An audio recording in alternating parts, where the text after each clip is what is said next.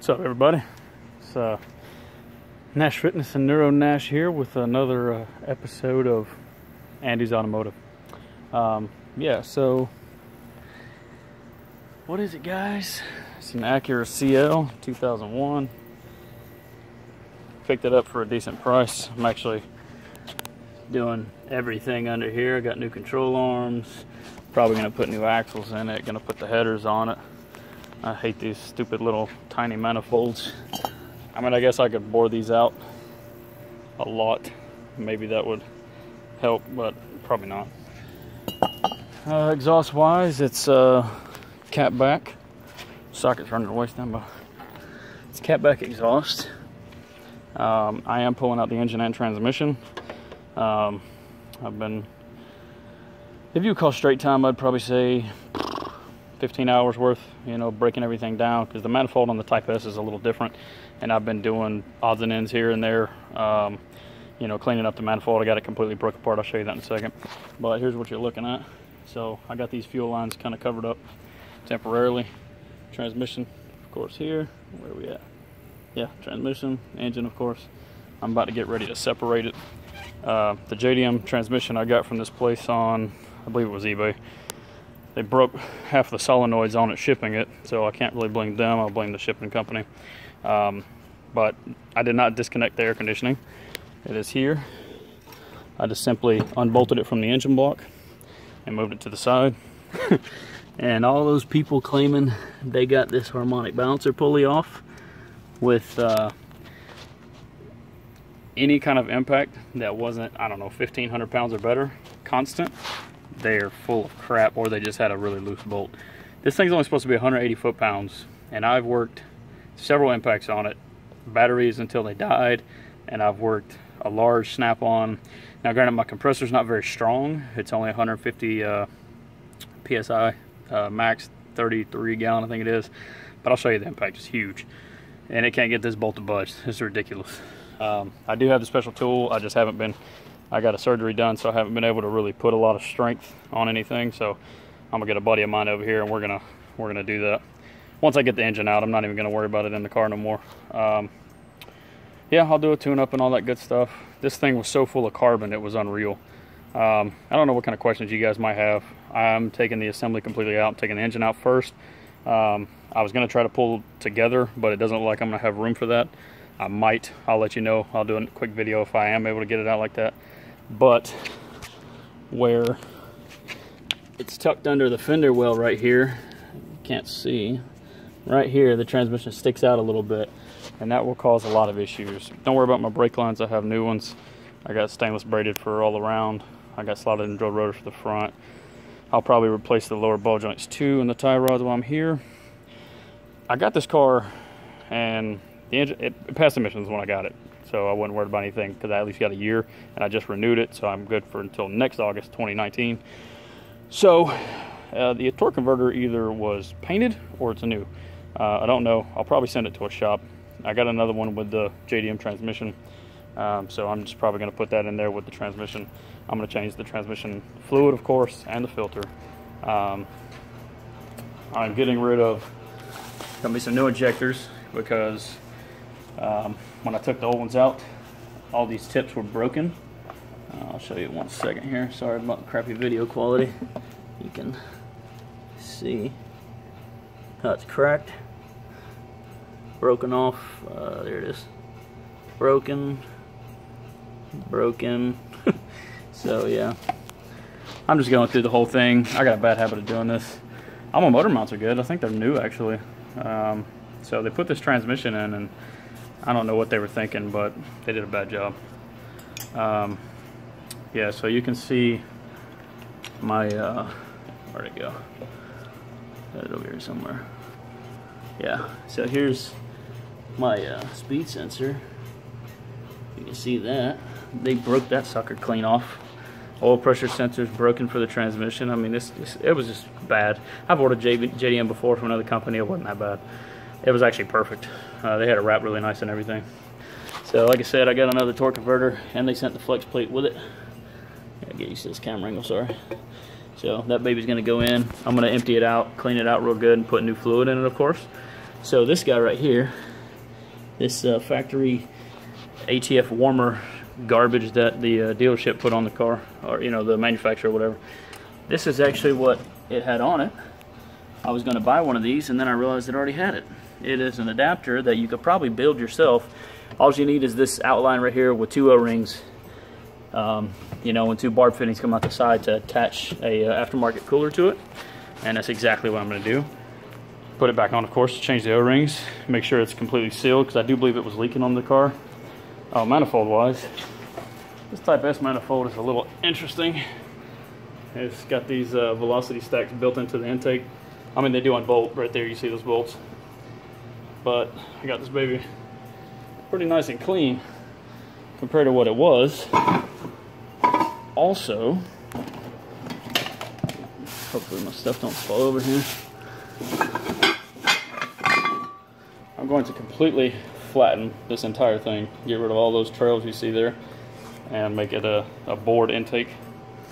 Oh, and with this, I'm going to eliminate this for the butterfly. I'm going to cut this out flat and make it, you know, nice and flush in here as much as possible. Make sure you clean out all your ports if you do this. Everything is nice and shiny. Here's my runners. Let's see, a good angle on there. There's clean as, God, this is terrible. I gotta get a camera. So yeah, this to both sides. Made it nice and pretty again. Doesn't look like it, but I did clean out the inside of the runners, and I'll probably go back and polish them. Also, if anybody knows what this is a manifold spacer that connects to the lower manifold from the good old Acura MDX, and that is about 1.5 inches of width that I'm going to gain on the top of my manifold, which will in turn increase the amount of, oh god, it's hot out here. It's in Georgia. It's like 85 or 90 degrees right now. It'll increase power overall, so it's going to give me a little bit of power on that. Make sure you replace all your gaskets. Here's your air chambers that go on the side of the manifold. Got those babies all cleaned up. Not a whole lot you can really do to those because they're just buckets basically. Forgot what I was gonna say otherwise, but yeah, the Type S manifold has all this random crap on it, all these different vacuum solenoids and different things. The TCS boot is destroyed on this thing. The IEC valve is new, it looks like, but just bad. Whoever worked on this just didn't have good work quality, or they were poorly funded to fix the car. So I mean, it drove good for 4 days that when I got it. I drove it home, drove it to work for 3 days, and then the transmission went out completely on the way home one morning. Fortunately, it was nice and cool outside, and I didn't have to push anything. I just babied it all the way home. So I do have new struts going all the way around. It's already got lower springs on it. So it's a project coming. My fender was all jacked up, and it's very difficult to find a new one that's in good condition, or even a used one for that matter. So I'm going to try to take it to a body shop. Maybe somebody I know can fix it a little bit. But anyway, if you guys have any questions, you know, about this job, once I post this video, you know, just let me know. I mean, I don't have a lot of time, so this baby will be, I would say, back together, I don't know, a month from now, to be honest with you. It's hard when you work full-time, you got kids and all these other things you got to commit to, you know, so you don't really have time just to do whatever you want. I did get some new solenoids, good old eBay. So the car started fine, everything else was fine like that.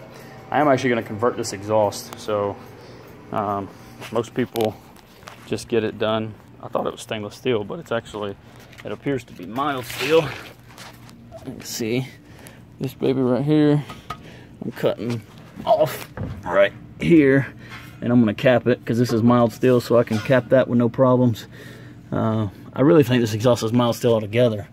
It appears they installed several resonators and a catalytic converter on the very front up there. I'm not sure why they did that, but yeah, my back brakes are solid regular. I need to replace those. They got a broke stud and a broke set screw in there. Those hand impacts work wonders with those, by the way. don't drill it out. Just get a hand impact, not a battery impact, a hand impact driver. This guy right here. Man, this thing breaks loose those and with no issue. And if your bits break, just go get some new ones. Don't cry about it. Any hooser, yeah, that's gonna be all she wrote for today's video. Like I said, I'll worst case scenario, if this thing runs like shit after I do this intake manifold, then I'll do some adjustments here and there. And if it's because of what I did boring the intake out or anything like that, I'll just get another manifold. Reason being, trial and error. That's how you figure out stuff. Anyway, in theory, opening up the manifold to create a larger air volume area will create more power. I don't really care about gas mileage. This thing probably gets 25 to 30 to the gallon anyway on a long trip. I mean, when you got free flowing exhaust and free flowing intake, tune-up's good, everything's good, transmission's shifting right, it isn't automatic.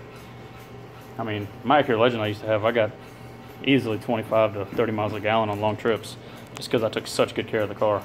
And that was a 280 horsepower V6 once I got done with it. So this one supposedly has 260 or 280 horsepower. Doesn't feel like it. Once I get done with it, we'll see. Because I'm going to put headers. And the manifold, like I said, did have just a retarded amount of carbon buildup inside.